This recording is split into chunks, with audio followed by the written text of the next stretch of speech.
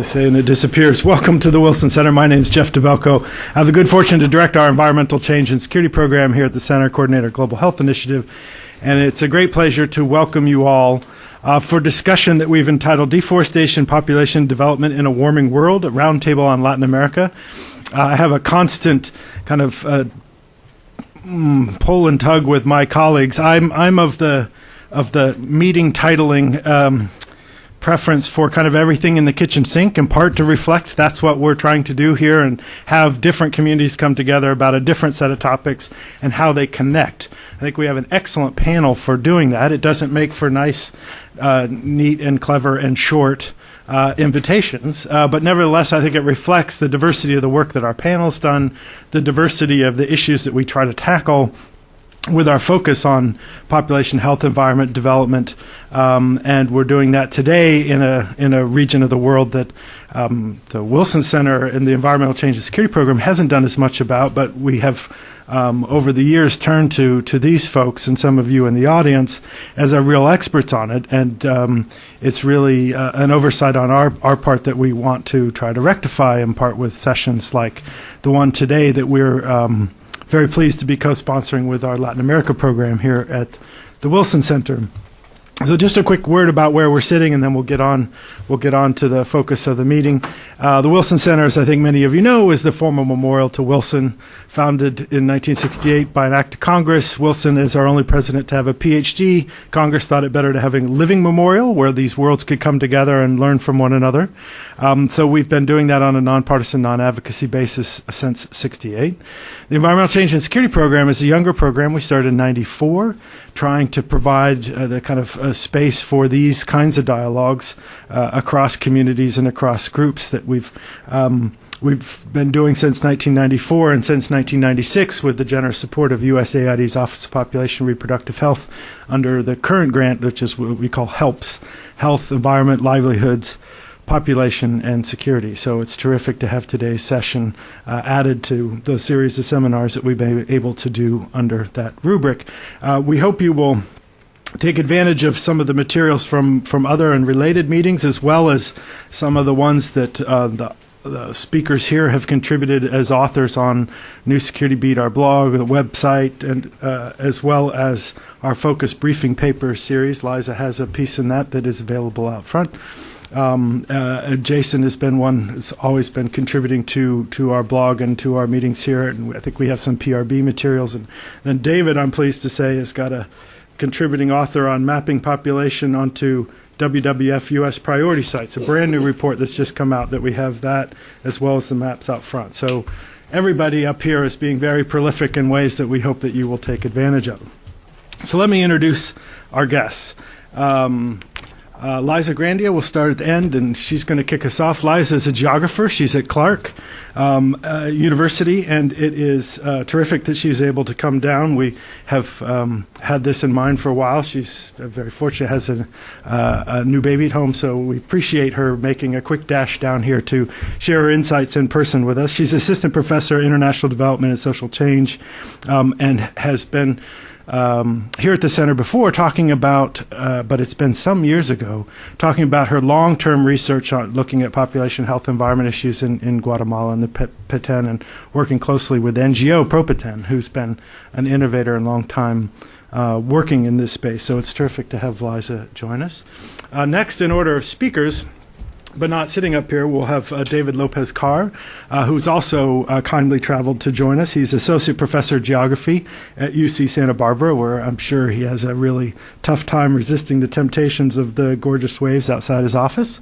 But nevertheless, David gets quite a bit of work done, a lot of it also in Central America, also looking at these population health environment connections in development context. Very kindly joined some of us for a workshop in Panama middle of last year, where he talked about some of his research and what it meant very tangibly in his mind for the AID practitioners who were in the audience in that workshop, and trying to understand the connections between some of these very grassroots rural developments and what that meant for policies of urbanization, what does it mean in a warming world and such. And so he's going to share some of those insights with us today. And then last but not least, Jason is batting cleanup. Jason Bremner is somebody who's been a terrific partner, as well as PRB, to the Wilson Center. He works also on an IDEA grant, which is the AID umbrella set of grants on population health environment that we work on here. And he's the program director for population health and environment at PRB. Jason has done a lot of work a little farther south, down in Ecuador and Peru. But again, focusing on these connections between population, environment, and development in rural areas. And so it's terrific to have Jason really return to the podium because he's been here many times with us, and have him join us for today. So I think that's my monologue. Let's get on to the substance and turn the floor over to Liza.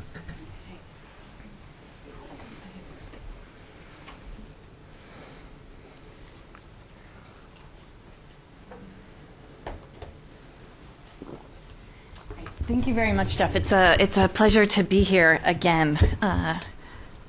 The title of my talk today is Population, Environment, and because I want to provoke us to think about how the integration of these two fields, population and environment, has often begged the articulation of a third field.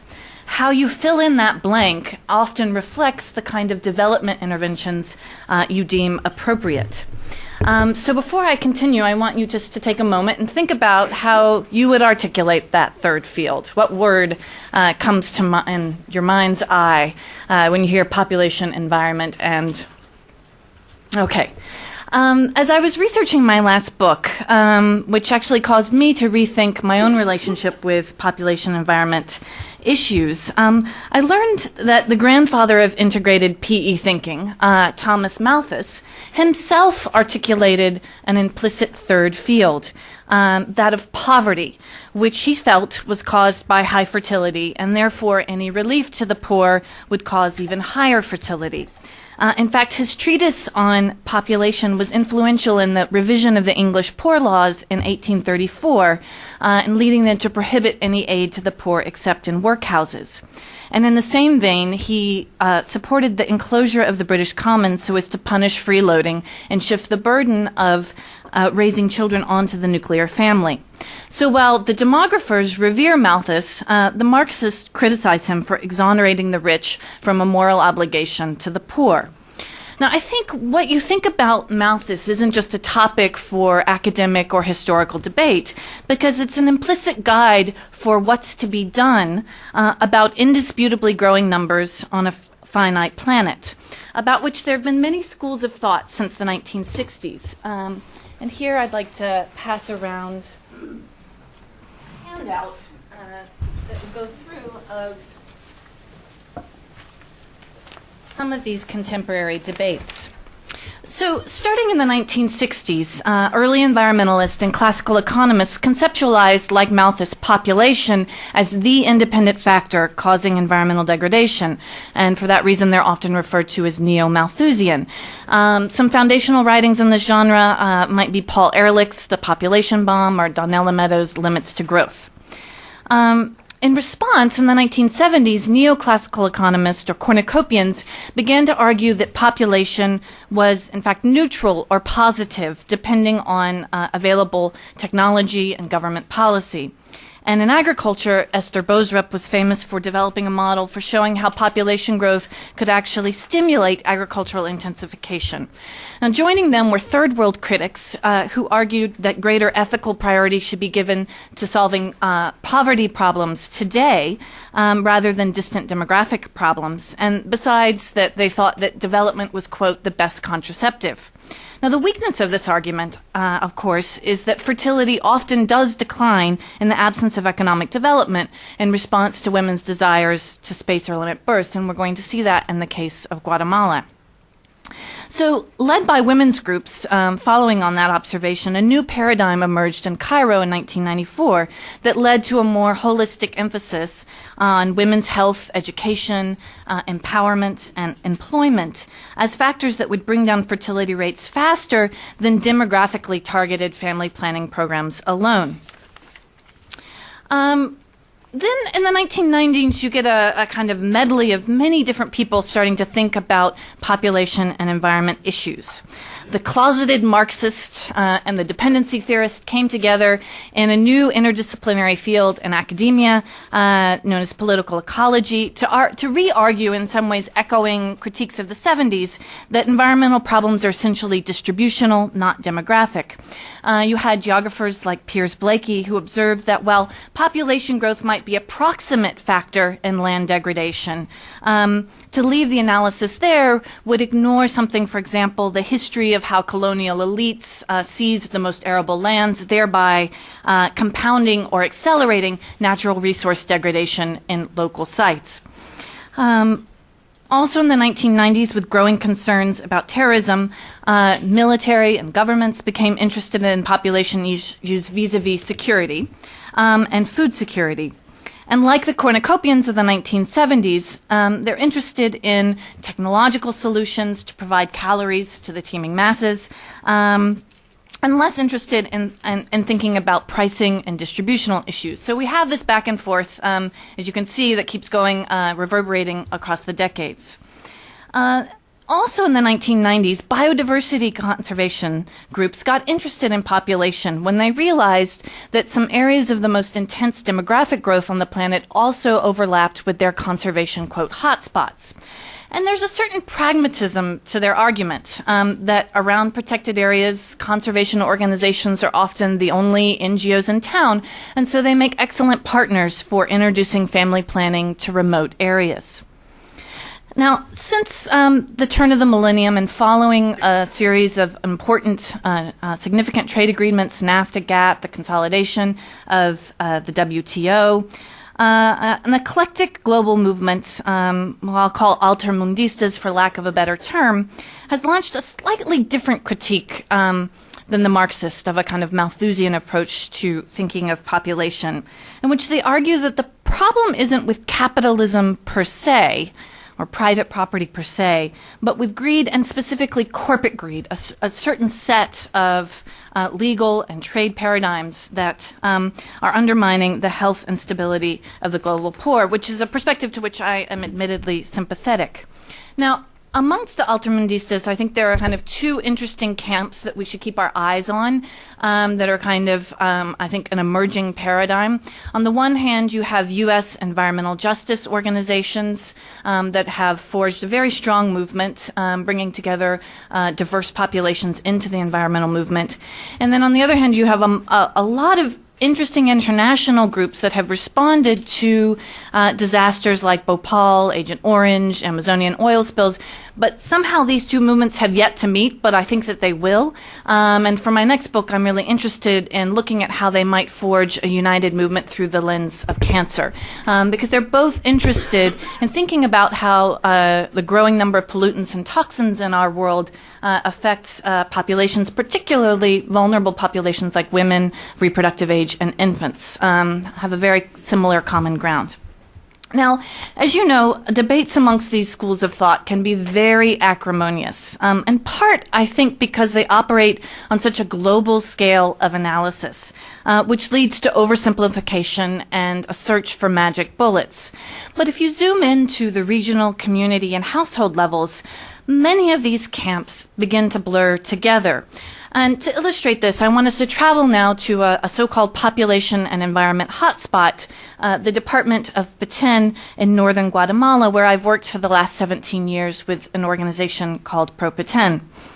And here we are, just to give you a perspective of where this is situated in Central America, and a visual perspective of the country, a contrast between the highlands and the southern part of the country and this vast lowland northern region. The Department of Petén is the northern third of the country, situated between Chiapas and Belize. And it was also once the heartland of the ancient Maya civilization. And while time won't permit the tangent, I actually think it's fascinating how if you look at archaeological debates over the last half century about the collapse of the Maya civilization, they just uncannily mirror these changes in thinking about population and environment, of why we think that the Maya supposedly disappeared. Now, following Spanish conquest, this entire region was depopulated by European diseases, and by the mid-20th century, there were only about 5,000 people living across what was a third of Guatemalan territory. But then following the 1954 CIA-orchestrated coup of Guatemala's president, subsequent military dictators decided to diffuse demands for agrarian reform in the densely populated highlands by opening up roads into the forested lowlands. And behind those roads came tens of thousands of landless colonists searching for a parcel on which to build their hopes and dreams. A little half of them were what they call in Guatemala Ladinos, or people of mixed race background, and the other half were indigenous peoples, mostly Ekchimaya peoples, among whom I've done research most recently. And here's some views of a typical frontier landscape. Now, during the last half of the 20th century, population in this region has grown by roughly 8 to 10% annually. 2/3 of that attributable to migration, about 1/3 to natural reproduction, though those ratios are beginning to shift as the frontier is closing down and people are beginning to realize that there's no longer land to claim. So by 1990, over half of the forest in this region had been lost. You can see this satellite image. In response, the Guatemalan Congress decided to create the 1.6 million hectare Maya Biosphere Reserve, which is about twice the size of Yellowstone. It's the largest protected area in the Americas north of the Amazon. I began working in the region in 1993 with Conservation International's local branch called ProPeten, which was working with communities located inside the reserve to develop economic alternatives to slash and burn farming. Unlike parks in the United States, most parks in Latin America are already populated. So there were some 90,000 people living here before the park was created. And so the focus of much of the work of Conservation International and the various other international organizations who were involved was to find economic alternatives for those people who were already located in the parks. And with a young population pyramid, even without further in-migration to the park, it was pretty obvious that the population would likely double within 20 years, and that ecotourism is nice, but it can only employ a limited number of people. So we began thinking about how, as a conservation organization, might get involved in working on both migration issues and family planning. In the whole department of the Peten, there were literally no family planning services because the AID had encouraged the IPPF affiliate APRAFAM to focus on urban and more densely populated regions on the Western Highlands. You get more bang for the buck that way. And the Catholic Church's Opus Dei had great influence over the Ministry of Health and had effectively blocked the public distribution of contraceptives.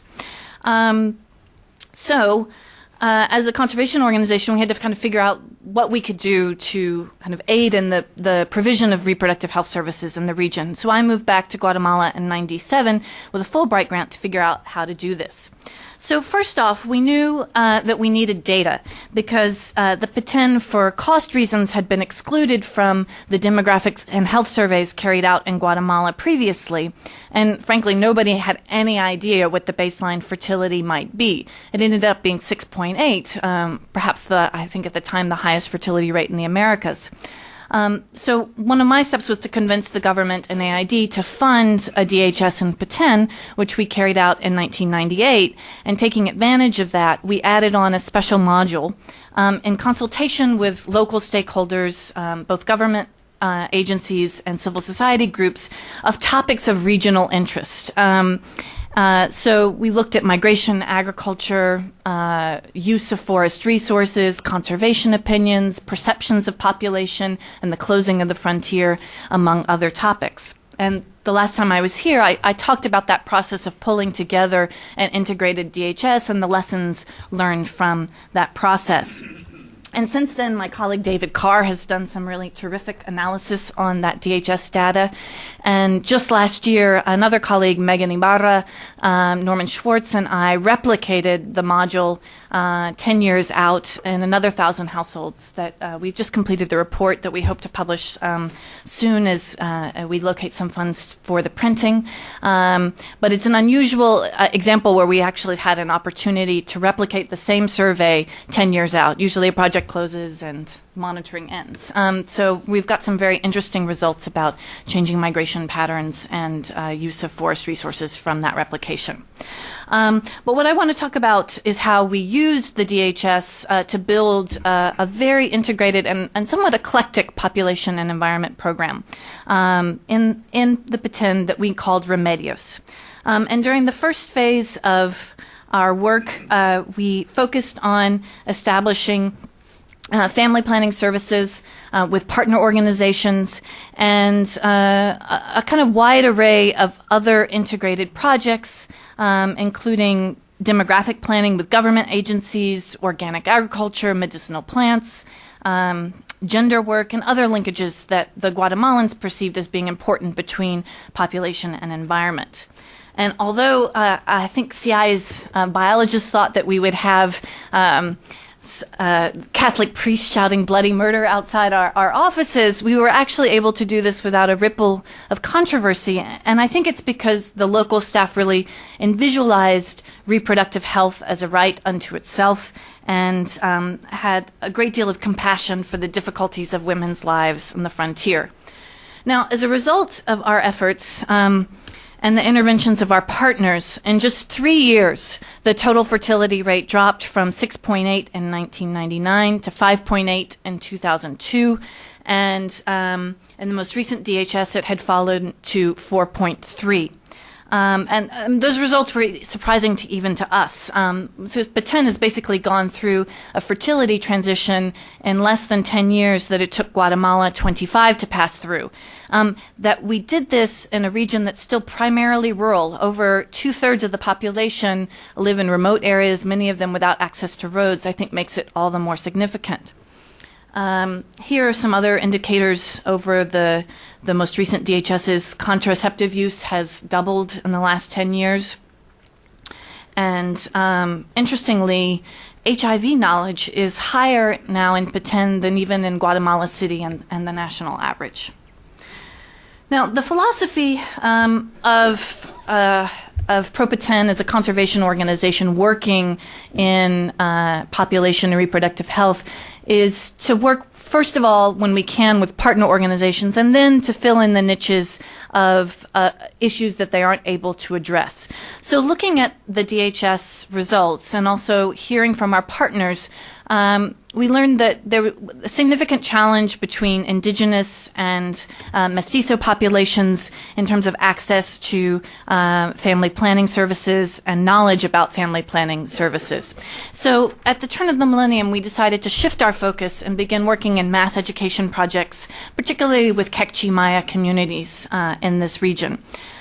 This included a mobile Biosphere project in which it was kind of a traveling education mobile, sort of like an old-timey medicine man show with integrated informal education about agriculture, health, and family planning, particularly targeted at men with, using the interesting analogies that you can do between fertility and agriculture.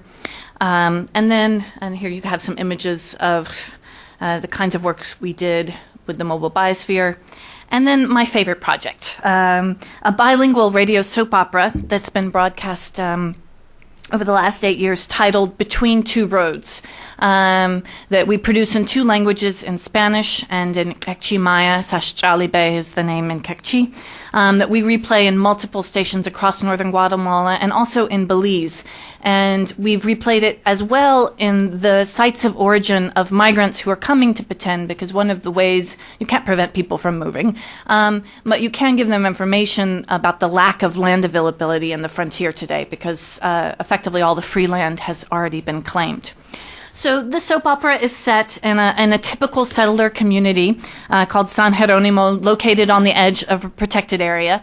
The villain is a cattle rancher trying to buy up village land. The heroine is a midwife, and with roosters crowing in the background in every episode. There are love intrigues, snake bites, murders, forest fires, people setting each other's crops on fire on purpose to get the girlfriend. And anyway, it's a very fun show, and it's something that people can relate to because the dialogue is country. Just a small anecdote.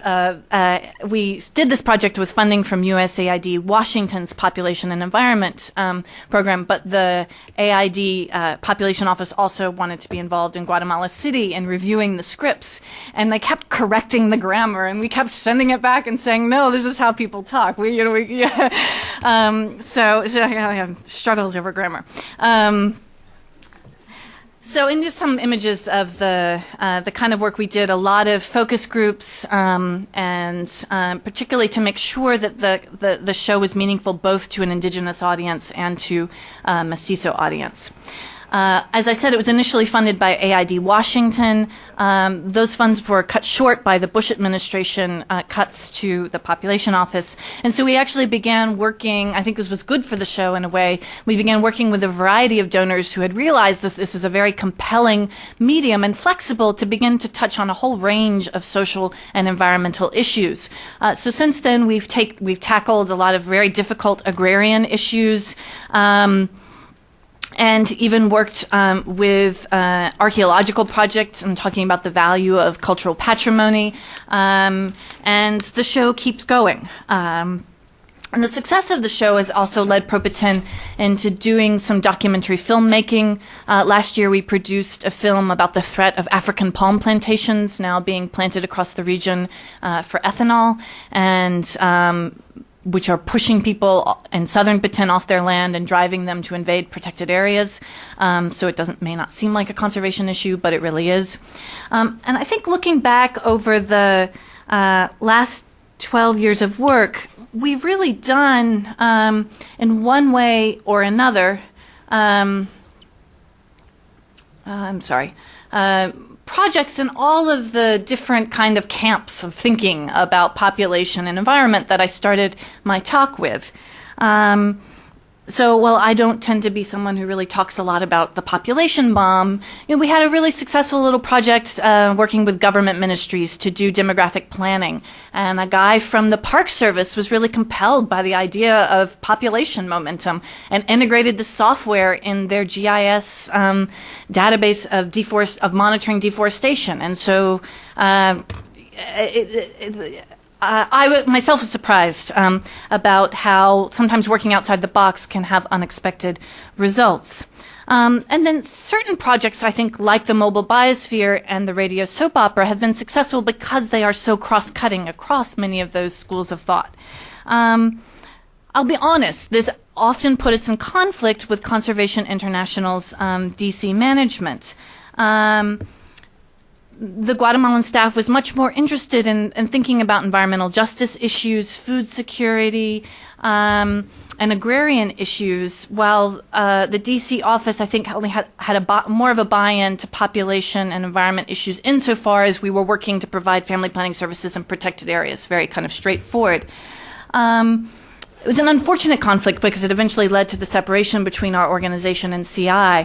But I also think that narrow focus and just thinking about kind of one way that we might approach this integration misses the historical lesson of the environmental movement in the United States.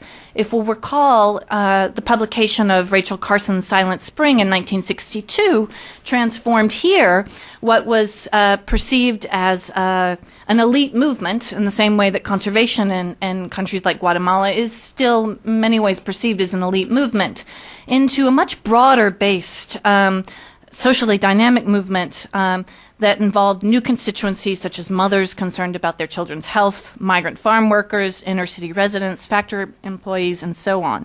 So I think I'll just end my talk today, and perhaps I hope I've maybe challenged you to think about justice perhaps being a new critical third paradigm that we might combine with population and environment that will lead us into some interesting and perhaps eclectic new approaches to this in the field.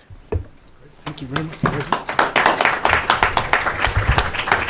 Thank you very much, Liza. And there is a pointer there that may allow David to do it from there. If you go, okay, we'll do the seat shuffle here and allow David Carr to pull up his slides. While I was doing that, I was remiss in not mentioning that we're webcasting today's event live. And so really what that means for us here in the room is when it comes to Q&A, if you could wait for one of my colleagues to bring you a microphone and tell us who you are and state your question using the microphone.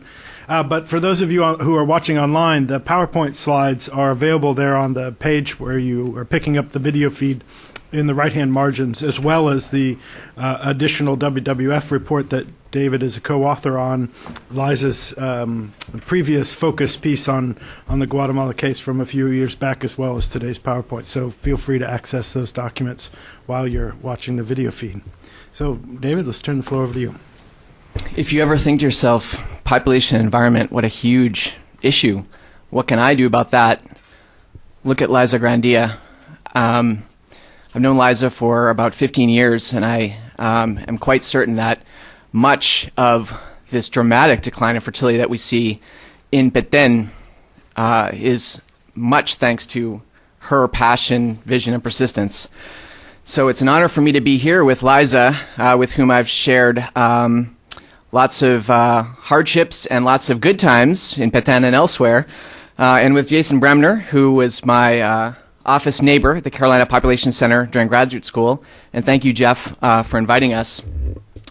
What I'm going to try to do briefly here is kind of rehash something that I presented at the Panama conference for the USAID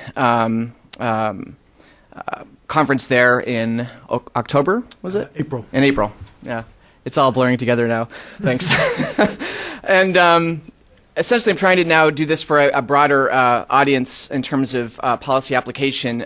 So as a professor, I'm used to doing kind of more methods-heavy talks. But here I'm going to try in 15 minutes to try to deal with some broader concepts.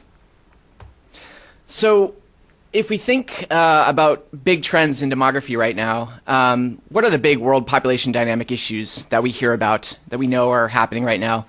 There's urbanization in the developing world, and there's aging in the developed world. And I think this graphic is quite dramatic and illuminating. If you look 50 years forward, you'll see that all of the net population growth will be happening in the developing regions. Virtually all, possibly, not virtually, but all of the net of that growth in the world's poorest cities. Now, while that's going on, and while we don't know about some of the margins of this, will there be 10 billion people? Will there be 8 billion people? How fast will this urbanization happen? There are some question marks here, but largely this is somewhat of an inexorable process, it appears right now. While this is happening in the developing countries, in the developed world, we have rapid aging, decline in population, declining fertility, and a dependency burden of people, increasing bulging population of people over 65. So what does this mean then in terms of population and environment? So I've been working for the past several years on a National Science Foundation coupled human natural systems grants on demographic dynamics and land use land cover change in Latin America and the Caribbean. And this is precisely the question we're asking. Given these changing demographic dynamics, what does this mean for forest conversion, land use land cover change in Latin America? And if you look at the graph on the left, you can see that it's quite striking that this pattern that I showed you for the world in general, Latin America is even, for the developing world, relatively advanced in this demographic transition. And since the 60s, the rural population was still growing early on. And by about 1990, 95, we see an inflection point where rural population is actually declining in Latin America, while you can see a quite linear advancement of the urban population. So if we look at change in total population in our analysis of over 16,000 municipios or municipalities in Latin America, we see that there was approximately 77 million more people added to the region. However, interestingly, 26% of them had negative growth. Where were those places? as we can see in this graph, the x-axis shows the size of the municipalities. The y-axis is the number of municipalities. You see that most, again, had positive growth, but it is the larger municipalities, those with 50,000 plus, or even once you get to 100,000 plus, they're virtually all positive growth, almost all the municipalities, whereas the smaller ones, those of 2,000, 5,000 populations, those ones largely had positive growth, but many of them had negative growth.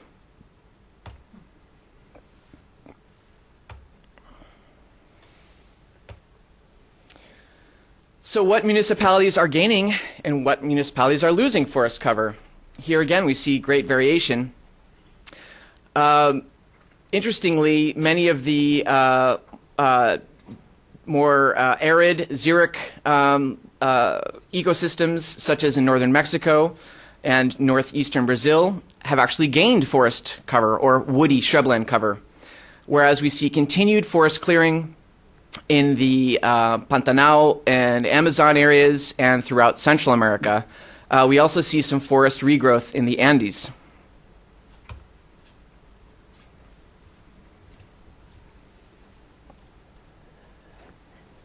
So overall, having done this analysis, which took us 5 years, a lot of technical burden in doing the basically in doing the satellite imagery and making sure that it was georeferenced. That methodology is a whole other issue that I don't have time to talk about now. But it took us about 5 years to do this, to come up with a very reliable estimate of change in woody and forest cover in Latin America in all of these municipalities during the prior decade, 1990, 2000, and then 2000. We also did 2001 to 2009. What is the relationship between population change and woody vegetation change at the municipal level? Well, from 1990 to 2000, there was virtually none. No statistical significance between population change at the municipal level and woody vegetation change in the municipal level. Now remember back to the earlier slides I showed, we have two dominant demographic trends globally: rapid urbanization in the developing world, rapid aging in the developed world. So what is driving forest conversion then? Increasingly, the driver is global urban consumption. In here I show two graphs, one on top of the other, which track quite nicely. The top one is global pig and poultry production. The bottom one is South American soybean production. So essentially what is increasingly driving deforestation in the Americas, not solely, but increasingly driving it, is the demand for soybean for urban consumption of pigs and chickens in urbanizing foreign countries, particularly Asia, particularly China. So given this trend, if we think of an ultimate development goal of reducing the number of people living in poverty, and this is related to these two trends, you have an increasing urban population in the developing world that is increasingly consuming meat. How are we to reconcile these demands with conservation? Of course, I don't have time to get into this, but there's more or less order of magnitude 10 to 1 conversion loss in the difference between, say, we eat protein directly from plants or we eat it indirectly through meat. So this urbanization consumption driver of deforestation potentially per capita can have a much larger impact on the forest. So how are we to reconcile this? That's one question. But before we go there, I want to pose to you this, because I don't think the answer to this question is unrelated to, although it may appear to be prima facie, I believe it is not unrelated to maternal child health and rural development. Why? So first of all, I just claimed that, and this paper is in Review in Science right now, that there is no relation between rural population change and deforestation at the municipal level in Latin America. Does this mean that population and poverty are no longer related to forest conversion in Latin America and the Caribbean? So an emphatic no is my quick answer, but I'll give you more on why this is. It has to do with geography and scale. Secondly, what are the implications of changing pop environment dynamics for rural development policies relating to education, maternal and child health, indigenous rights, and forest conservation? I would argue that they're huge, that there is great synergy among these issues, and also great bang for the buck when we consider what is the bang for the buck. Is it really just dollars today and immediate investment, or are we going to extend our time horizon and think about longer term value? And also, in what way are we valuing forest conservation? I think if we are more realistic and more creative in extending this time horizon and expanding the denominator of what we mean by, or rather the numerator, the bang for the buck, I think that these things are very important. Thirdly, what are the implications for climate change? I'm only going to touch on this briefly, and largely because it's just such a big issue now, and it's where a lot of the dollars are going, and because my colleague Judy Oglethorpe is here. So, but I believe that Latin America has a huge comparative advantage globally for climate change, largely in the mitigation side.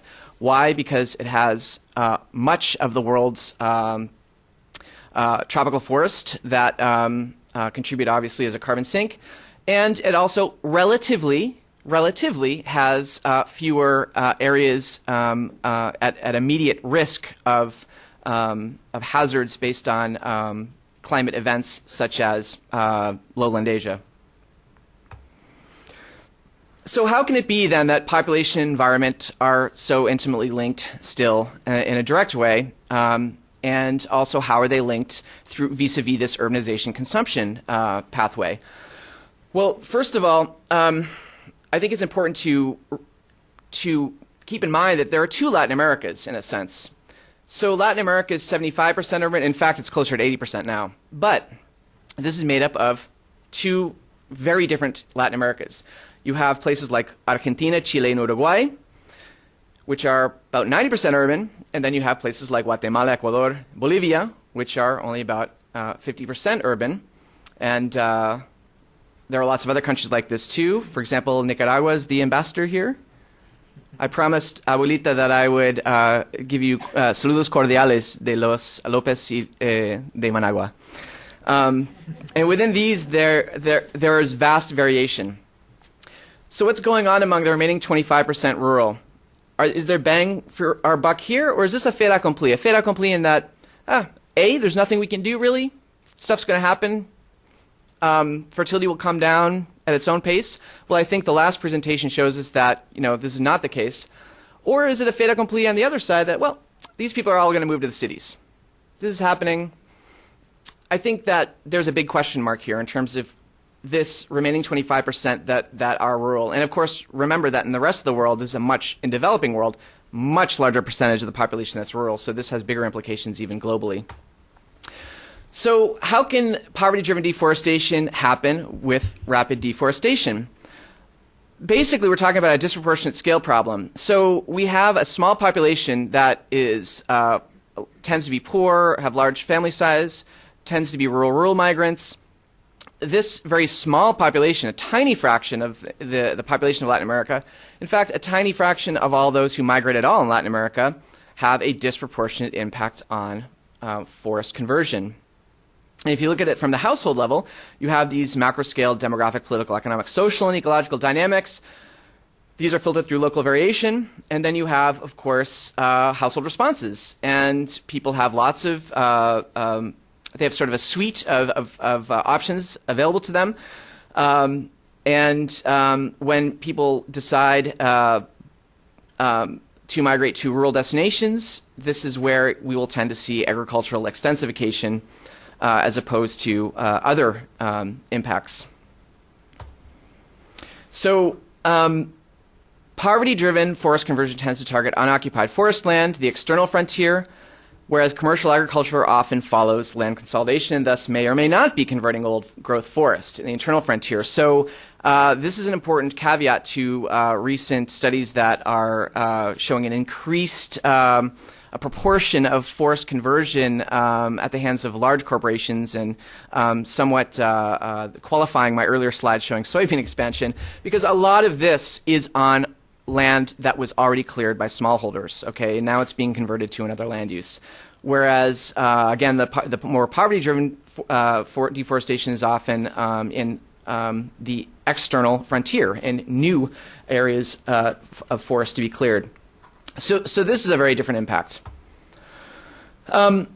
So just a quick case study from my own fieldwork that I've been doing for about 15 years, and thankfully the last talk that Liza gave it provides a very nice setup for this. So since I only have a few minutes left, I can try to breeze through these slides. But what I want to show you is basically this is an example from the Sierra de Lacandon National Park in the Maya Biosphere Reserve in Guatemala. And this is an example of the poverty-driven, smallholder, rural migration, deforestation that we still see throughout Latin America. And it's still a huge contributor to deforestation today, and again, was earlier part of the forest conversion that is now being converted to soybean plantations and other land uses. So this is a classic case of land for people. This is the percent of land in forest for the municipios of Guatemala. Land for people without land. And I show this arrow for the municipio of La Libertad, in which El Lacandon is located, to show one reason why municipal level population change can be unrelated to deforestation. So, pointer. No, I better not. Okay. So, the Lacandon is a core conservation zone within the Maya Biosphere Reserve, and it occupies approximately a half of the municipio of La Libertad. So, whereas, as is fairly intuitive to many of you, the places that are more population dense, those municipios are much smaller. And this is true throughout Latin America. So this largely does bias our results, doesn't it, when we're trying to look at a relationship between municipal level population change and forest clearing. We have great variation in forest clearing even within municipios, and particularly so in the larger ones, which tend to have large forest cover. So just briefly in terms of the Lacandon, it's an area of high biodiversity within the Maya Biosphere Reserve. This is an aerial photo in 1987 of a road built by oil interests. And if you look at this bend of the road, that is here. And this is a composite image throughout the 90s of forest clearing in the area. You can see the pattern of smallholder deforestation. Particularly, this is a pattern of extensive swidden milpa. Here we see a different pattern. You might be able to guess what this is. It's the evil characters in Liza Grandia's telenovelas, the cattle ranchers. So again, you see here a huge impact in terms of scale. Smallholder, these little dots. Largeholder, one family. And this obviously ultimately is going to urban consumption, which is the second deforestation pathway I'm referring to. And here we see deforestation more recently. We didn't know what would happen if people would go all the way into the middle of the park. Yep, that's what they're doing, even though the road is a good day's walk away. So of course, roads collapse space. You need a road before you have people, before you have forest clearing. This is the road in 1999. By 2002, it's paved. To look at these issues, basically local context predictors of deforestation. In 1998, I did a survey in 9 villages with several hundred farmers, and then a PhD student, Laurel Sutter, who is finishing her dissertation hopefully this spring, followed up in 2009 with the same households.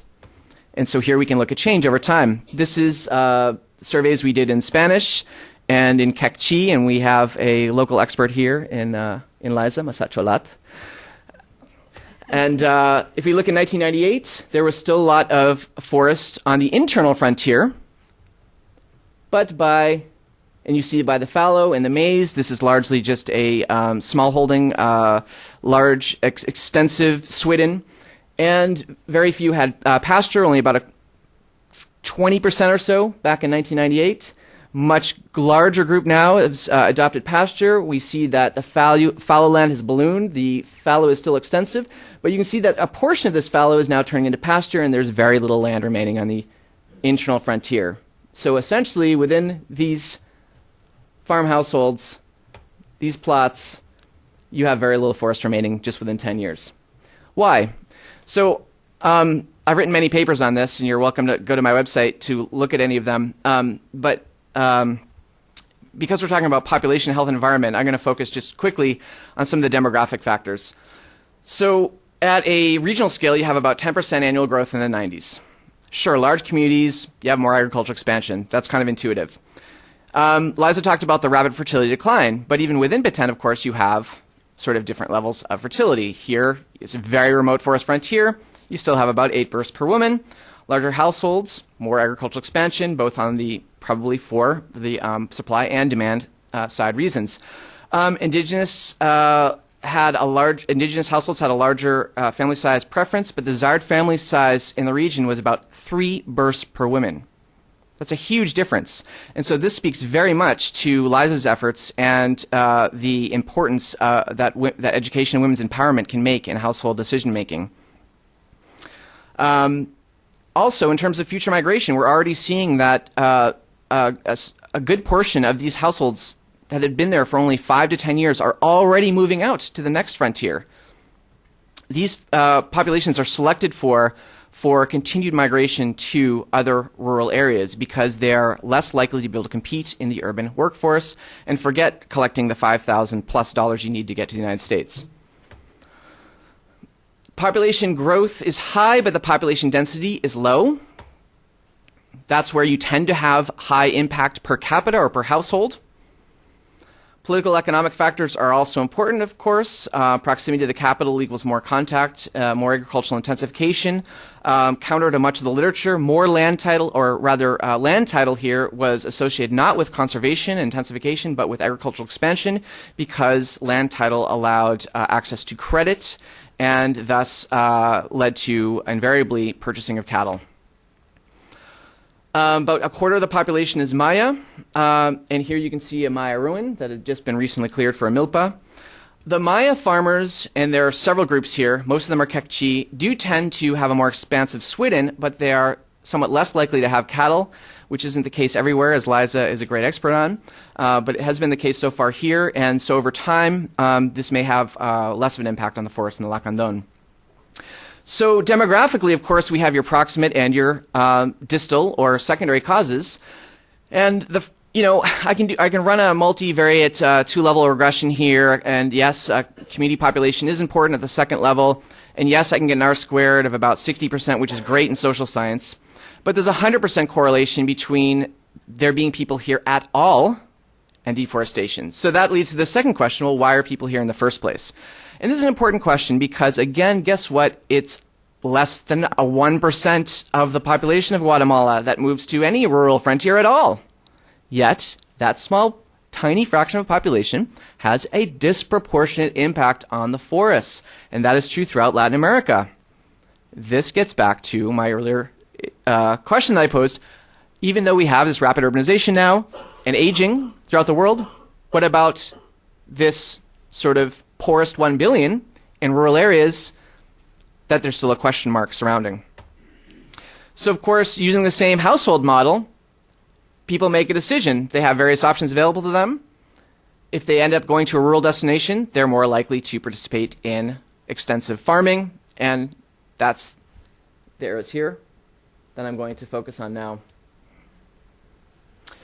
So I basically conducted a second part of the study where went to the areas of highest outmigration to the Lacandon, and you can see, actually you can't see the distribution, so I'll explain it. There's a lot of outmigration coming from the Pacific coast and also from southeastern portion of the country. There were ecological factors, demographic factors, socioeconomic factors, and political economic factors involved in the outmigration to the Lacandon in the first place. Those who were in more precarious places ecologically were more likely to migrate to a rural frontier. Larger family size was associated with migration to the frontier. You cannot see socioeconomic factors, but people in areas of great land consolidation were more likely to move to frontier. And unfortunately, you can't see the political economic slide. It's Coca-Cola with a sign that says Pide Mas, and yet there's a sign that says don't park here. And it's Coca-Cola and Pepsi-Cola that own so much of the land in the Pacific littoral of Guatemala and leaving very little land available for smallholders. So by way of just I did a case study in about 28 of these municipios of high outmigration to the Lacandon. But let me just quickly, because I'm already running out of time, give you a case study of two of them. So, finally. So we have Nueva Concepcion, which was founded in 1952, I believe, following the allegedly CIA-backed assassination of Jacobo Arbenz. And he had a socialist vision of providing redistribution of land to smallholders. And Nueva Concepcion was only one of two municipios in which this redistribution was carried out. Here, we had a banana plantation, we had some cattle ranching, and all this land was redistributed to families such that everyone received exactly 28 hectares of land. That was in 1954. So by the mid-1990s, what was the average size of these farm plots? That were 28 hectares. Now, there was no land consolidation, an incredibly rare example that you can find a municipio over several decades with no land consolidation. This is highly regulated. Yet, those farm plots were splintered by 28 to 3 hectares from 1954 to the mid-90s, solely because of high population growth and high fertility. Many of these folks ended up moving then to Morales and areas around here. Why? Because in the 1950s, Morales was the municipio that had the most rapid population growth, growing by over 100%. In Guatemala, because United Fruit had expanded their operation there. So there was a huge demand for labor, lots of rural migrants, again, many from this area moving here. But guess what? Was jobs the answer? No, because it's largely seasonal labor, and United Fruit takes all the best land. So you have people there for seasonal labor, but then how do they subsist during the rest of the year without any more good land? Guess what? Many of these people, often now as secondary migrants from the Pacific Littoral to Morales, then move to Southern Petén and ultimately to the Lacandon. So these are case studies that if you go from the 1950s to the 1990s, nor was land titling by itself the answer, nor was jobs by itself the answer. So place does matter. So just by way of conclusion, what are some implications for policy? One, I'm a geographer, so I can't resist the opportunity to pitch this. Please, let's be critical thinkers about scale, place, and geography. Rural investment in maternal child health, education, indigenous rights, conservation, and sustainable livelihoods in migrant origin areas can help arrest the vicious pop environment cycle and can be a win-win for people and nature and offers tantalizing bang for buck in long-term investment. How? Not only can it in se and in situ expedite rural conservation development, but it can, I argue, also facilitate the transition from rural migration ultimately to rural-urban migration. We may argue, and my demography colleagues certainly will, that urbanization is largely an exponential process. But when I push them on, sure, but will there be 9 billion people or 7 billion people or 8 billion people 50 years from now? Largely that question is open, and it surrounds the error bar that is the world's poorest 1 billion, who guess where they live? In and around protected areas. And they are largely indigenous. And lastly, the comparative advantage, I think David Ricardo would argue, for Latin America in terms of climate globally is mitigation. Is this a sunset or sunrise over Latin American forests? I'm not sure. But as I thought when I came to the stop sign, which says 2 ways this way, 1 way this way, stop. I realized that rural development and MCH in the most remote rural areas is going to largely explain the future of Latin American conservation, development, population, and urbanization. Thank you.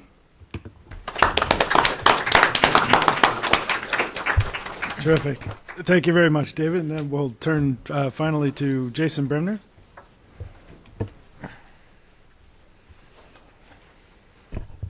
Thanks, David and Liza. I feel like I don't have to say anything anymore, so perfect. All my messages have been said, more or less, but I'm actually going to talk about something that I'd never have a chance to talk about in Washington. So thanks, Jeff. I feel like you've seen me here before, and I talk a lot about some of my work in sub-Saharan Africa. But before I came to Washington, I had the pleasure of working with David and colleagues. And I don't know if it's a pleasure, but being in the Ecuadorian Amazon and Peruvian Amazon for many years, a love-hate relationship. And I'm sure that you both know from your time in tropical forests that it's great to be there and it's great to get home. But I haven't been down there in quite a while. I'll be talking about work that I did for 10 years prior to coming here. But before I do so, let me just say, since I'm not coming from a university where I'm coming from, I work here locally at Population Reference Bureau, and our mission is to inform people around the world about these issues and empower you, to use this information to really make evidence-based decisions. So under that, I'm happy to join Jeff up here as recipients of USAID funding under the IDEA project, which means informing decision makers to act. I hope a few of you are decision makers and are getting some nuggets of wisdom out of our talk today. This is the Amazon. I don't know how many of you have visited the Amazon? Okay, quite a few. Good. It's obviously one of the most complex places in the world in terms of plant species, and that also means in terms of biodiversity. And as David mentioned, it is one of the world's largest carbon sinks, and therefore vitally important, both for biodiversity conservation, for local and global climate patterns, and for our futures in terms of climate change. Yet for decades, we've really struggled to find strategies that work in terms of conservation. And we can look at deforestation rates, and although the numbers coming out of the Brazilian Amazon have been positive over the last few years, it's still been quite a struggle. I'm going to give you my main messages now, so you can feel free to leave after this slide. I know it's getting late, but here we go. I'm going to talk not about the frontier, so much that Liza and David have been talking about, but what's going on beyond the frontier. You both mentioned indigenous populations, and I'm going to talk about indigenous populations in the Amazon that are some that are living on the frontier, already there as colonists come into their lands, but also about indigenous groups that are living far beyond the frontier. And I'll make the case, and I don't think that I'll have to make much of a case, that indigenous lands, in the context of all of this colonization and deforestation that are happening, are now seen as key to the future of the Amazon. At the same time, indigenous populations are undergoing tremendous, complex demographic, cultural, and socioeconomic change. And therefore, as conservationists, as development partners, we really need to find creative and adaptive strategies to dealing with this juxtaposition of them being key to the future, yet both wanting change and experiencing incredible change. So there you go. Door's there. If you want to hear more, I go forward. Deforestation in the Brazilian Amazon is a mixed picture from 1988. I only present this for the Brazilian Amazon because this is where the best numbers come from. These are numbers from the Brazilian Space Agency, and they do satellite imagery of the entire Brazilian Amazon every year and come out with figures every year. And you can see a decline here, but been very variable, often responds to economic change, an economic downturn here. You can recognize a big economic downturn here, but also some policy changes here as well in terms of enforcement of deforestation. And amongst this picture of incredible deforestation and yearly deforestation in the range of states here, small states here in the United States, you can imagine a state like Rhode Island being deforested every year. It's kind of hard to imagine, but that's the size of the forest we're dealing with there, are indigenous populations. And they largely occupy the intact forests of the Amazon. These are not places that are uninhabited, and they've been there for thousands and thousands of years. Now, they aren't all uncontacted. In fact, most of them are in various ways, participating, integrated into society, desiring change, while at the same time wanting to still hunt, fish, and maintain their indigenous lands. And indigenous lands occupy, at least in Brazilian Amazon, 1/5 of total forested area that remains. This is a nice 2009 image that was put together by a consortium of organizations across Amazon conservation agencies. And you can see here protected areas, what are legally protected areas here, and natural use areas in green, indigenous areas of various types in orange, not all of which are legal, but you can see how important these large remote areas are here in terms of conservation. These are all very large indigenous territories. I'm going to talk further about my experience working here in the Ecuadorian Amazon. But just to say that probably the premier researcher in terms of Amazon science and deforestation made this quote, and that is that protecting indigenous and traditional people's lands and natural areas in the Amazon works to stop deforestation. That was not always believed, and we weren't really sure if indigenous. There were debates about whether or not indigenous people were stewards of the forest, or were they just so remote and so disparate that they didn't have much of an impact. But the truth is that his work looking at over 400 areas in the Amazon has found, using satellite imagery, has found that they do have a very protective effect, and largely because they're excluding others from those lands, excluding these people coming looking for land. So they do have a protective effect, and therefore they are key to the future.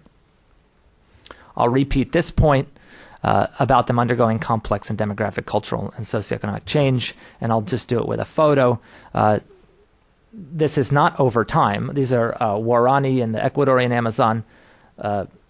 They are both still participating in traditional hunting, fishing, and small agriculture, while at the same time seeking out and actively working, in this case, as a security guard for an oil company installation in the Ecuadorian Amazon. Great wage job opportunity, an opportunity to get cash, which is hard to come by when you're living 50 kilometers or more from any other work opportunity, and the oil companies are in the area. So this isn't over time a one-way process. It's when a job comes up, I work, I get the cash, I still hunt, I still participate in agriculture. And so all these things are happening at the same time. This work is not my own, and let me just say that I was part of a fantastic study team. David served as a postdoc with Richard Billsborough and a colleague, Flora Liu, at the University of North Carolina. And they envisioned looking first at colonist deforestation in this brown area in the Ecuadorian Amazon. And I think Dick Billsborough has been here to talk in the past about that.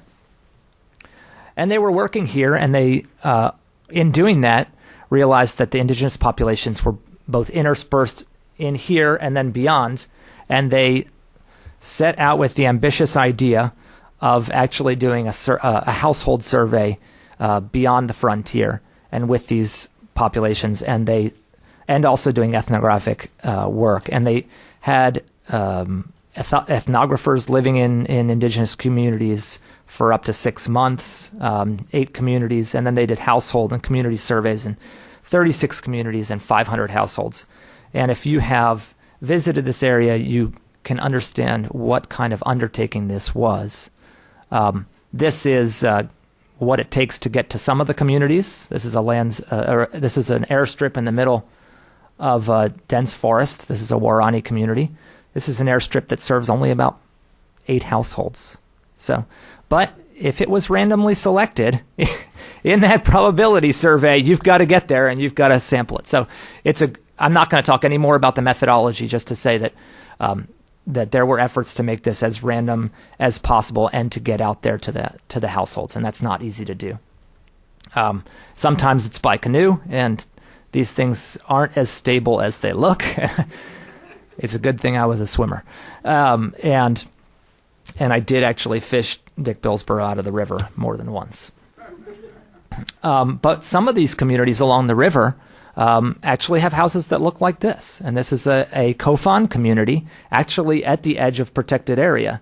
And I mean, this is actually served by, if you can see here, there is a post and there's electricity in this community from a generator. So very, very different places, that airstrip and this place that's on the river. Very different people. And so when we talk about indigenous, we have to recognize the huge amount of variation and variability that that exists. And I'll just go forward and say a few things about findings, recognizing that this is drawing from a book and 5 or 6 publications, and I'm not going to give you much. So if you want more information, you can either Google my name and other authors and find the papers and read them, or come talk to me, and I brought a few along. But just to say a few things about indigenous land use in these Ecuadorian communities. I didn't mention that there were 5 indigenous groups that were part of that survey and ethnographic work.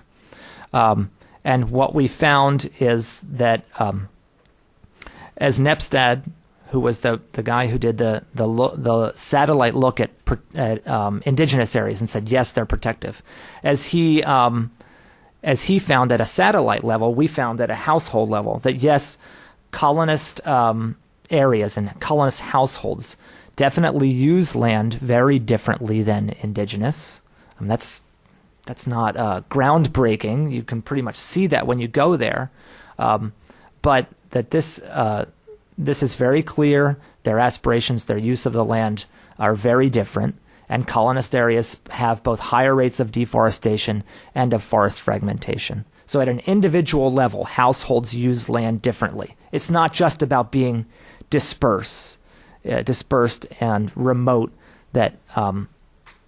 And because this is a finding that controls for credit, access to credit, distance from markets.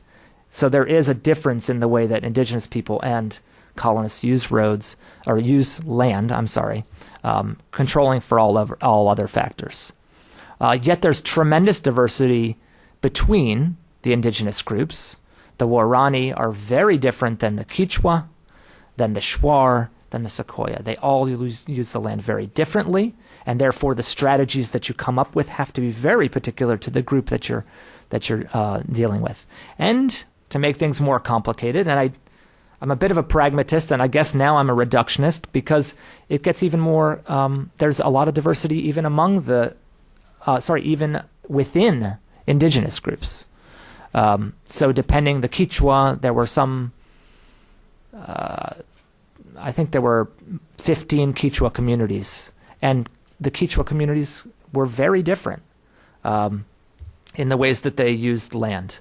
And so that makes things even more complicated. And then very interesting in terms of livelihoods is, and I think this has been mentioned here, most indigenous households are really now actively seeking and migrating for wage labor opportunities. And it doesn't mean a permanent move to the city, but often it's a migrate for a time for seasonal labor, come back. If they have some cash on hand, they can buy a cow.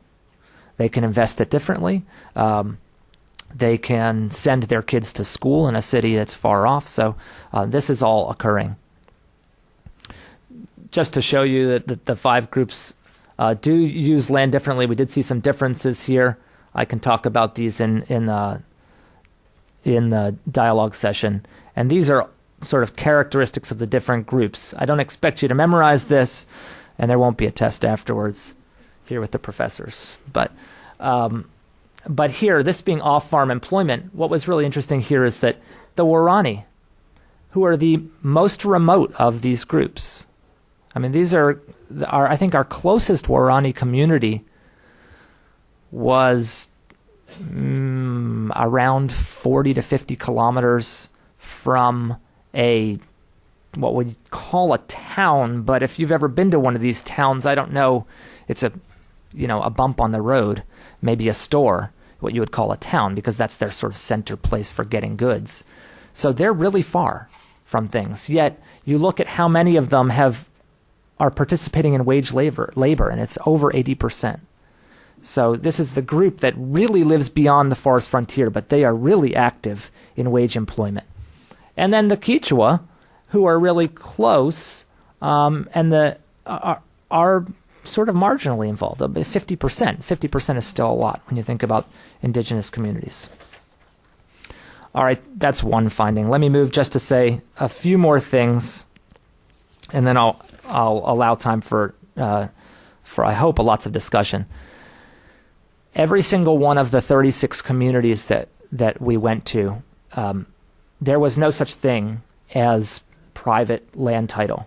So it was always communally owned. All land, whatever they called their indigenous territory, was theoretically owned by all.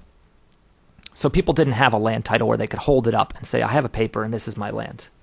However, they all conceive of that land differently. You ask a Waorani, do you have land? Or do you have land you call your own? And they say no. They have a plot within the forest that they can tend to. They may leave it, but they don't consider it their own. If you ask a Shuar, they have actually a plot that's theirs that they pass down to children or can sell to another Shuar. So very different, always communally owned, and therefore in some of these communities there are very clear institutions and rules about what you can do with land, who can use it, can you sell it, can you hunt on other people's land, can you cross somebody's land and cut down a good-looking tree that would sell for a lot of money? These are important questions when you're talking about conservation, management, resources, and livelihoods that you really need to understand before going in there and maybe thinking of a conservation strategy. What we found when we looked more closely at these common property institutions is that first we actually looked across the Amazon at everything we could find on common property institutions in the Amazon, anything that was written. And this is not easy to find. And then we looked at our own sites, and what we found was that indigenous institutions, if you call these a common property institution, it may or may not exist. It may simply be that the Waorani say this is our land, and that's the institution. They're really effective at securing use for the community or for the people. And they're really good at mobilizing against external threats, which is part of the reason that we see this effect of indigenous lands being protective, because you can keep others out and there aren't many people in. But there are very few examples of real rules, of formal rules of internal management and enforcement. They're mostly informal. They've been cultural traditions of how people respect one another's land, or where you can hunt and where you can't.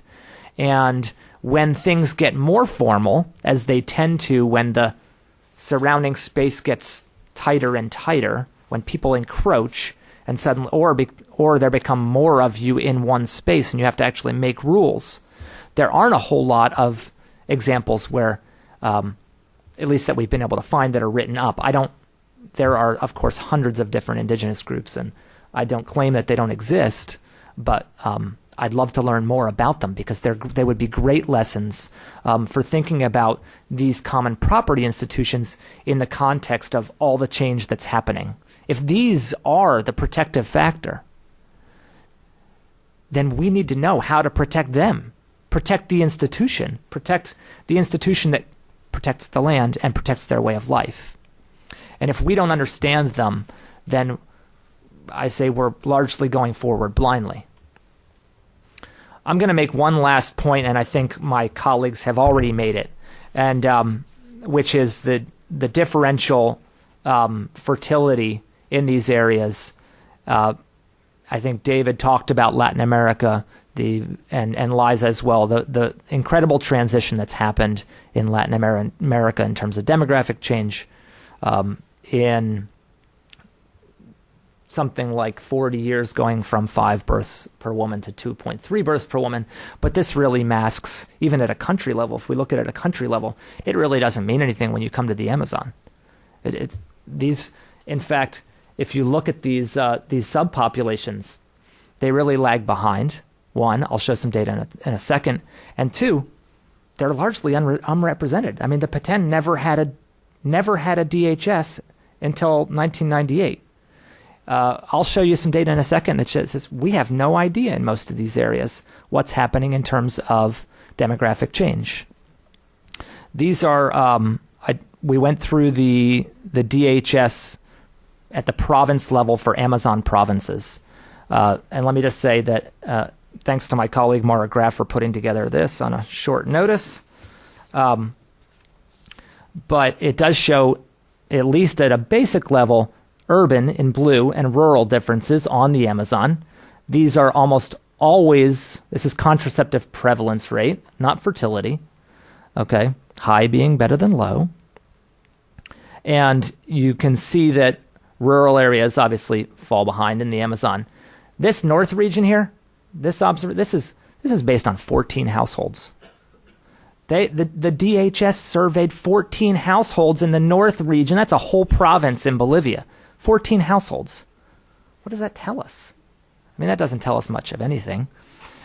For Ecuador, they don't report a rural number in the Amazon. For Colombia, they report no rural data for the Amazon. Who knows? You don't know unless you've gone there and done a survey. And therefore, okay, we went and we did ask this in our survey. And total fertility rate for the indigenous women in this sample ranged between 7 and 8 children. There's quite a bit of, I mean, you're doing this on about 700 some women doing this estimate. So there's some error in there, but that's pretty standard for a DHS. That's not too bad. A DHS at a national level might have a few thousand observations. Charlie, you might be able to tell me better how many observations at a household level. But when you get to a province level, a couple thousand's okay. And is this pronatalism? Why there's such a high fertility? You mentioned that indigenous wanted a higher family size. Well, in fact, indigenous women here, 50% of indigenous women didn't want to have another child. And that usually, in terms of parity, the number of kids, that was usually kicking in around 4 children. You found women who were under 4 children wanted to have more. Women who had more than 4, that was it. They were ready to, they were done. So that would be the theoretical. We didn't ask what's your preferred family size, but you could eyeball it and say that would be around the number they would be shooting for. So 50% didn't want to have another child. Of that 50%, 98% were not using a modern method of contraception. I mean, in terms of, if you wanted to calculate some sort of unmet need, well, that's pretty high. And the question is why? Well, I think there are a lot of complex reasons about why. But I'd argue that that women, even when they're really far away and really remote, they demand our attention. And certainly, if we're concerned about conservation, I think my colleagues have already argued that if conservation and development organizations are out there, this is something that is a no-brainer in terms of meeting its need and its attention. Responding to these women's need, I think, would go a long way in terms of changing the future of these communities, and not just in terms of environment, but in terms of development. So I will just repeat my main messages. You've heard them before, but these indigenous lands are key to the future. But the populations are undergoing complex change, and we really need to be creative. When I say conservation development partners, I'm talking about governments too, in terms of how do we reach these people. And I leave some of these questions to the dialogue, but how these are things we don't know. How will demographic and livelihood change affect land use and communal management? We don't know. How do we meet the health needs of these small remote communities beyond health systems? I think the Pro-Petén example is one where that shows that it can be done. And you've heard me talk here at the Wilson Center about projects that are doing that. And then the key question, though, is in this context, how do we really empower indigenous people with the agency to decide what they want when what we want is both their development but the conservation of the forests? And so that is something that you need to, of course, we always need to ask ourselves. Thanks.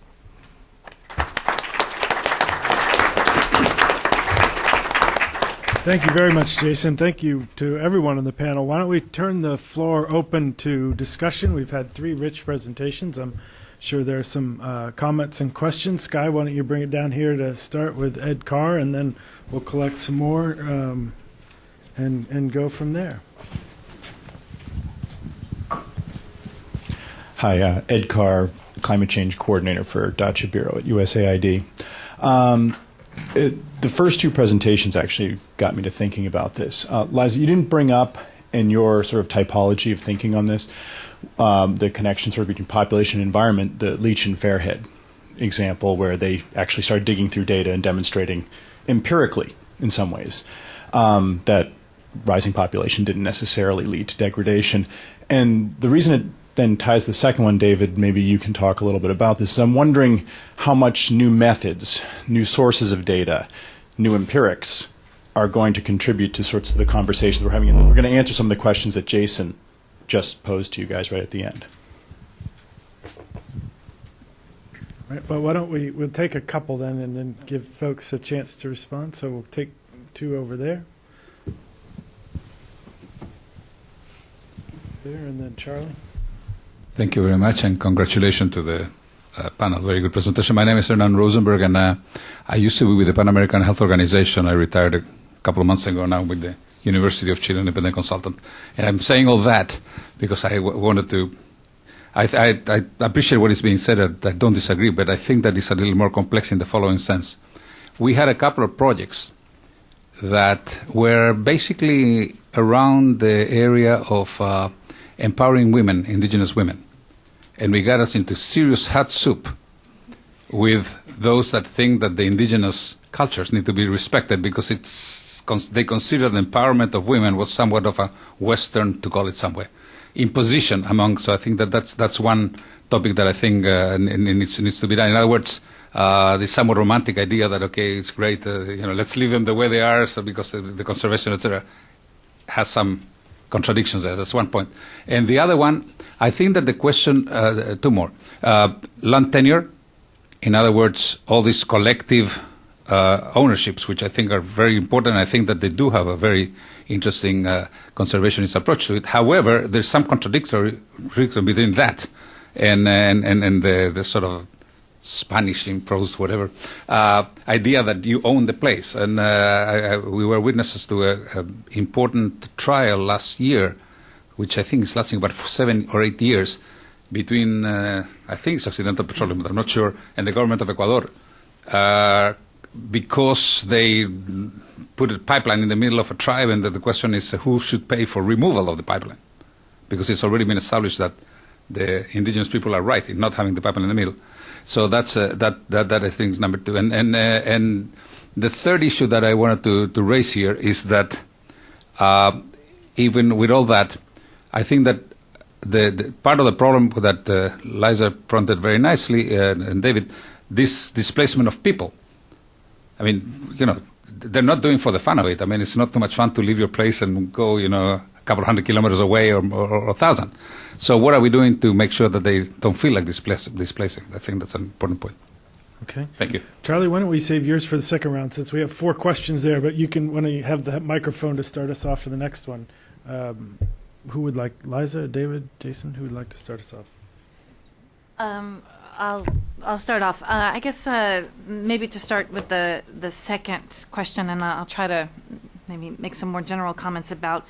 I do agree that the question of land tenure is key, and I started with Malthus because in many ways the questions and social issues embroiling Malthus's England were very much the same that are embroiling many of these frontier and rural areas. Questions of property, questions of the corn laws, trade, and the impact that will have on farming communities, women's status, and so forth. I think often in discussions of population and environment, we get ourselves tripped up by imagining carrying capacity and a kind of Malthusian imaginary as a fixed category. You've got numerator, denominator, and a certain number of people are going to fit in an area. But what really matters is the property regime. If you have a private property regime, for example, which is happening in Petén through a World Bank land administration project that took what were customarily managed lands, divided them up into parcels, which has led to rampant land speculation and concentration as cattle ranchers, African palm plantations, and so forth begin buying up settler land, displacing them into protected areas. You're going to have a very different carrying capacity than if you have a very flexible land tenure system in which, over time, indigenous communities can move in and out to wage labor, I think as Jason really compellingly explained is happening in a lot of these remote areas. And so that we need to think about questions of property, justice, and equity. I mean, that's what I was trying to get at the end of my talk, that it's not just a question of fertility, but that we need to think about this broader context. And I guess I'll just add to the question about methods. I'm an anthropologist. And to be quite honest, most of the ideas for the work that we've done over the last decade in Pro-Petén came from experiences living in one village. I think surveys are incredibly valuable to make legible these issues to policymakers and to other organizations to figure out what's to be done. But really, you can just kind of go to a community and get ideas. So, the mobile biosphere, I saw evangelicals came to town and they put up a sheet and the whole community came out to watch this terrible movie. But it was lively, it was happy, and I thought, why aren't we doing this? We have such boring methodologies and workshops and trainings. We should be tapping into what rural people like to do. Most of the stories in the soap opera have come out of the same community. It was very clear when you talked to women that they didn't want to have the children that they were having. So, and began noticing a lot of environmental justice issues of people poisoning themselves with pesticides. So I think that you can have a lot of creativity in our work and really begin to see the integration by drilling down as well as kind of going wide. So this is our anthropological geography kind of competition here. Shall I go next? Yeah. In terms of the empirics, it's a great question. I think that as practitioners and as academics, it's important that we ask this question a lot, right? Because it's really meaningful. What are we doing spending our money and time on? So, if I'm thinking of low-hanging fruit, bang for buck, whatever metaphor you want to use, I do think that this is a highly valuable, it's a biased group here, obviously, but I hope we've made a convincing case, and I'm very pleased that Jason brought up these issues of the undersampling, what we don't know. I find it really fascinating that, in a sense, how is knowledge produced, right? And so what is consumed? And when you think critically about that, of course, there are many discontinuities along that winding road. And so in the case of population change globally, how it relates to the environment, what the dumb discourse is about what we know more about. What the minority discourse is about is what we know very little about, but I would argue, is massively important, perhaps more important, in fact, no, probably more important than what we do know. We know about urbanization. We know a lot about aging. What don't we know? We don't know about the poorest billion. And frankly, whether we have 7 billion people or 10 billion people 100 years from now won't have a heck of a lot to do with the people in urban areas where total fertility rate is already at near or below replacement levels, even in many African capitals. Okay? It will have probably virtually everything to do with the speed, pace, magnitude, timing, and geography of the demographic transition in the most remote rural areas. Where, when, how, what pace, what magnitude does that happen? Who's going to remain? Who's going to go to urban areas? When? What will their livelihoods be like? And we know very little about that, except for the surveys that Jason's done. I've done the first EHS, and very underrepresented data of sample sizes, like emasculated sample sizes of like 14 that Jason pointed out. And I've been doing work, with WWF trying to use DHS data precisely to look at this question. It's really tough because of that intersampling. So in terms of the land tenure issue, I think this is fascinating. I mean, we all have so much to present from our own research, and so I just gave a snapshot. The one thing I mentioned on land tenure is that at least around the Lacandon, where land tenure was granted, it was actually associated with greater forest clearing because people used it as collateral to get a loan, and then they purchased cattle, right? So, I mean, the simple answer then is that I think, does land titling work, yes or no? It depends. I mean, it's certainly not a panacea by itself. I mean, I think the more important question is land tenure how, and land tenure with what or accompanied by what.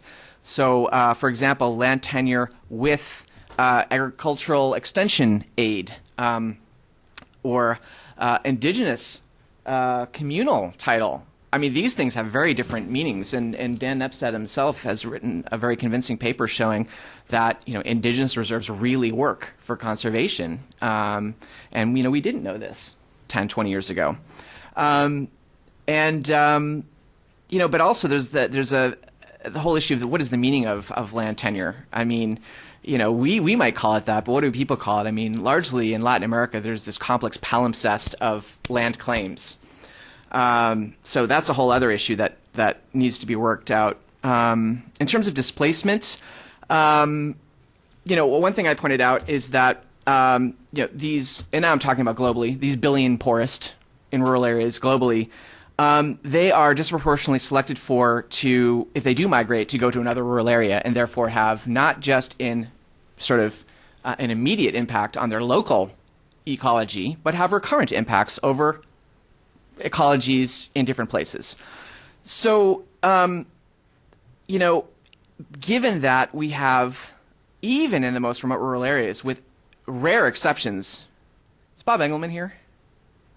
Niger is a rare exception, rural Niger, where desired fertility, desired family size tends to be quite low, several children lower than the actual fertility rate, even in the most remote rural areas.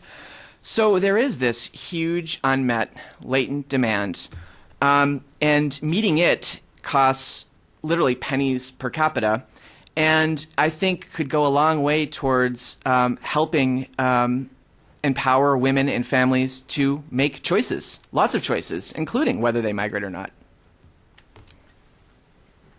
Jason, say one thing about the hot soup of empowering women when potentially community leaders or men themselves in those communities, or sometimes even women, feel uncomfortable with that approach. And I think there are plenty of examples from the reproductive health community where they've worked with involving men in discussions of family planning and the benefits that go beyond just the empowerment of women, but a decrease in maternal mortality. And generally when you talk to men about the benefits of providing women with contraceptives and you engage them and don't make it sort of just a women's issue, then all the examples that I know of show that generally you can get support and desire for these services. And maybe it's not because they want to decrease their family size. Maybe it's because they'd rather have a year or two between children, and or they'd like to have less women dying from maternal mortality. So there are various ways in which you can frame it and involve men. Okay. Why don't we, again, we'll quickly capture some, being mindful of the time. Yeah, Charlie, we'll start with you. Gentleman there, and then over in the middle. Yeah, felicidades. A really great session. I'd like to reflect on the fact that I've lived in two highly indigenous countries in Latin America, Guatemala and Bolivia. I was a teacher at George Washington University, was on a panel last week on Latin America and how demographic dynamics and the consequences of them for health and development. And I think there were several points that were made, and I think you have contributed to them.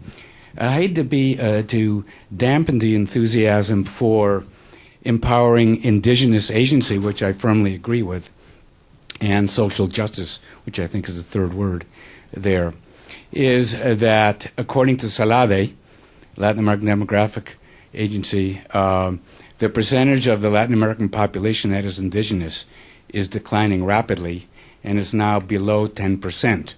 The problem is that when you do the censuses, and often the DHS, that when there's mixed marriage, usually the Ladino and the Mestizo having higher prestige is answers. You really don't know whether they are, in a sense, feeling a member empowered of an indigenous community.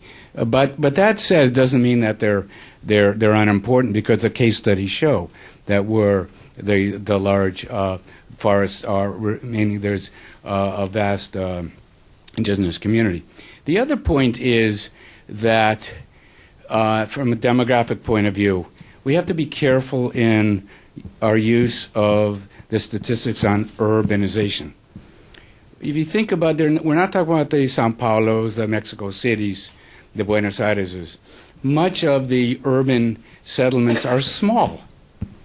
Most of the urban settlements are small. Less than 10% are very large or megalopolises. Now, what is happening in Latin America and also in Africa is there's a lot of impermanent migration. There's a lot of circulation. As David was saying, you can't survive in the rural area alone on such little land. So there's a lot of circulation. So we have to be careful of our statistics, one, on how we define urban, but more importantly, how we look at migration, because most of it is temporary labor and circulation. Now, finally, a third statistic on the welfare and livelihoods of the indigenous populations, particularly, let's say, in Guatemala versus Bolivia, which we have compared. Why are the indigenous, the health and nutrition, fertility indicators in Bolivia improving so much more rapidly than in the Guatemalan indigenous population? I think political economy has a lot to do with it, and you can go for there. Stunting in Guatemala, where I worked for 7 years, working on the stunting problem, is still above 50%, above 40%, and as high as any Latin American country. It has a lot to do with a lack of social justice and the political economy. Now, they are moving, though.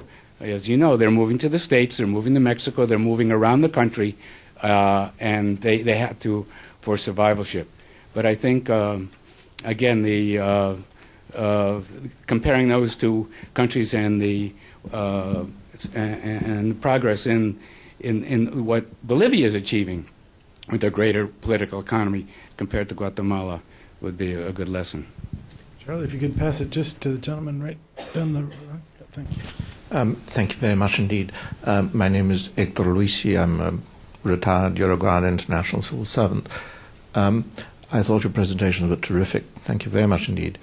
Before I came here, I started trawling through the internet to see why, if these issues had any echo in Latin America. I went through press going back. Certainly in my own country, it doesn't register at all.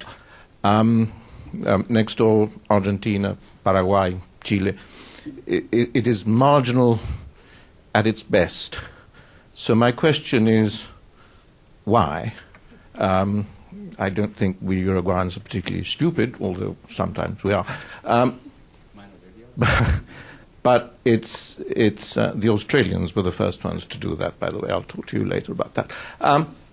So that was my first question. My second question, which may probably make me sound even sillier than I actually am, is have there been any types of comparisons about these movements and deforestation with what happened in Europe in the 19th century? The Germans, sort of paved over the Schwarzwald, Britain paved over the Midlands, etc., etc., etc. And there have been these vast movements of rural populations in Europe from the center of France, the Schwarzwald, to urban areas with consequences which, seen from people who live in the periphery of Montevideo, for example, would think were terrific. And the third and final question, if I may, is influence on demographics by the Catholic Church, and particularly by the evangelicals, which are bringing in. I noticed you made a comment that you came with your very, very interesting telenovela project, radionovela project, behind an evangelical showing a film.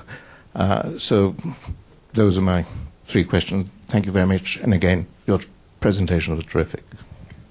There was a question in the middle. Then please just wave around if I'm not seeing. Peter Sawyer from the Pulitzer Center on Crisis Reporting. My question is for Jason, and you cited the research that said that the indigenous populations were conserving their land better than the settlers. And I was wondering if when the indigenous populations are seeking wage labor, if that affects how they see their land and if there's changes in how they use the land, and then if so, what the implications would be for policies that are paying them to conserve it. Okay, we have the questions then for this round. Okay, why don't we give you guys all a last word here. We have 5 minutes remaining in our time. Liza, you want to start us off again? Thanks. Those are all terrific comments. I'll just answer the one of the later questions more quickly. I think this goes back to my point that we often, when we look at things at a global level, the debates seem insurmountable. If you look at the Catholic Church at a global level, very anti-family planning. But at a local level, the first family planning talk I ever gave actually was a local priest had invited me to talk to his catechists on contraceptive methods. So that I think it's very important to understand the complexities at the local level.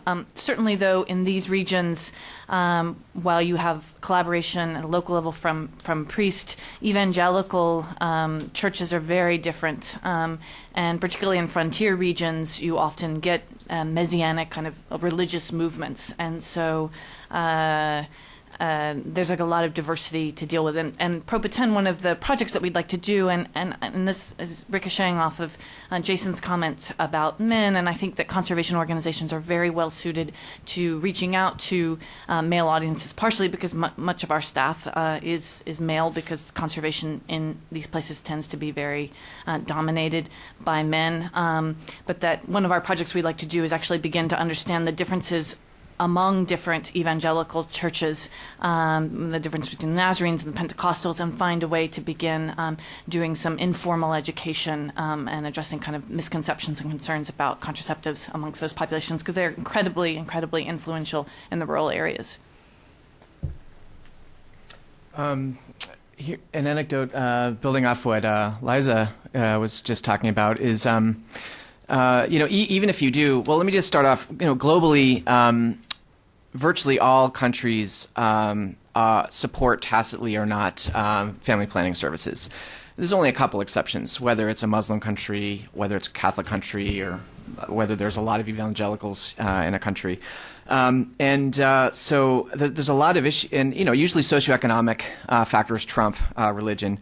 But even where you do have buy-in locally, sometimes that's not enough. Procedure is important too. And just a quick anecdote: the first priest that I talked to in the my Biosphere area about contraception, he was very open to it. Was happy to talk to me, and he said he and some of his catequistas had attended a maternal child health workshop in Santa Elena. In the main city in Petén, and they had returned and basically figured, well, since it's hard for everyone to have access to modern contraception, at least he can teach the rhythm method, right? I mean, this is pretty easy to do. It's a big improvement over total ignorance, right? So he said, but it didn't work. Didn't work at all. In fact, I think that we're seeing more births in the town. And I said, gosh, why is that? Can you explain this to me? Tell me what they taught you. And basically what he then proceeded to discuss with me is how he advised all the couples in the community to abstain from intercourse during approximately 25 days of the month and to have intercourse only during these certain 3 or 4 days. So procedure is important as well, and this is where education and literacy does play a part. Okay, so quickly to go through the comments, Charlie, excellent points. I mean, I would, and I know you're because of your background, you're very critical of this too. I mean, I would argue, based on what Jason said too, about the indigenous population slightly declining. Do you really buy it? Do we really have the data to say that? Is it really statistically representative? I don't know. I'd be curious to talk to you about that afterward. And the first thing I whispered to Jason when you said that, I said, yeah, intermarriage. So another thing is how it's defined. And, we know plenty of Kekchi Maya who speak, very little Spanish, who live in, Coban, which is an urban area. And, on a survey, they might say, yeah, we live in Coban. I don't know. I'm Ladino. So, that's an issue too. But let's be careful here because, one, there is a data issue here. And secondly, undoubtedly, indigenous populations are growing more rapidly, despite what that data might show at a global level. The fertility rate is higher. So it's an issue of intermarrying, which you pointed out, and also definition. Another thing you pointed out, which is very interesting and important, is we talk about urbanization, and let's break that up a little bit. It used to be that there was a swelling of these megalopoli, like Sao Paulo, right, and Dakar, which grew by this the pace of 3 entire countries of Ireland during the past decade. Well, decreasingly, that's the case. Increasingly, it's middle-sized cities that are growing. That's where people are migrating now. And this is, of course, very complex, too. In the Amazon's largely urban. And that's been true even since the 1990s. Let's see, what else? Why Bolivia, Guatemala? That's a fascinating question. And I would say the same about Ecuador, also compared to Guatemala. One thing I've observed, I lived in Ecuador a couple of years, Guatemala a couple of years. Political economy is huge. Let me look at the historical past, recent history. Who is in charge of the executive branch in the different countries? One has more military ties, perhaps. One has, is indigenous. This is hugely important. But another thing that I think is fascinating is how do and this is another aspect of political economy, but not in the, say, more formal governmental sense, but civil society. How do pan-indigenous societies form? I found from living in Ecuador that they are much more successful than in Guatemala. Why, I don't know. It's a great question for an anthropologist or political scientist to research. And why, Hector? Why the urban bias, or why does this not echo in Latin America these issues? I would argue that there's long been an urban bias. My wife, who studies food and nutrition in urban Africa, claims the opposite, that there's a rural bias for these issues, but for large, issues of development and population and health, there really is an urban bias. And I mean, part of this is the notion that there's greater bang for the buck in urban areas, because the cost goes down with access. But I think if we expand our concept of what that bang is, which I hope we've done here, then maybe we reconsider that. In terms of comparisons with Europe, I don't know of any. Maybe you folks do. But there are comparisons in terms of high population growth, high fertility, migration, settlement, forest clearing in historical westward expansion in the U.S., where the fertility rate was very high, around 7, much higher than in Europe contemporaneously, during the 1700s, early 1800s in the U.S., and with it, great forest clearing by U.S. settlers. You could look into the literature of Feuerbach and Myron Gutman, for example. David answered everything, so I don't need to answer. But I'll just directly answer the question about wage labor and its impacts on land use. It's a tough question to answer in a... Well, it's not a tough question to answer. We incorporate in all models of land use whether or not a person is working in wage labor. And it is significant, although and results in a positive, more deforestation, more clearing, but it's a marginal amount. And that's just participating. And it turns out that when you enter in how much time did you spend participating, then you have to see as this trade-off picture, whereas depending on who's doing the wage labor and how much time they're spending at it, and where they're doing it is the wage labor opportunity with an oil company nearby, and you work there for 2-3 weeks, you make some good cash, and you can still farm, and your family's farming, you come back to your bed every day. Well, that's a whole lot different than seasonally going for 3-4 months, even longer, to work on a palm plantation. And so it gets complicated.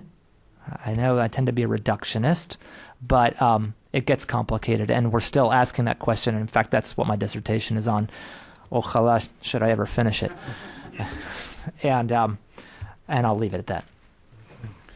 Well, thank you, the three of you, and thank you all, participants, for some excellent questions and pushing these conversations forward. It is complex, but that's why we wanted to get the folks who've really gone to these places and spent literally decades trying to understand them and bring it back and put it in, at the same time, a context that this mixed group of scholars, practitioners, policy people can find something to take away and use in your own respective portfolio. So please join me in thanking our colleagues for a fascinating discussion today.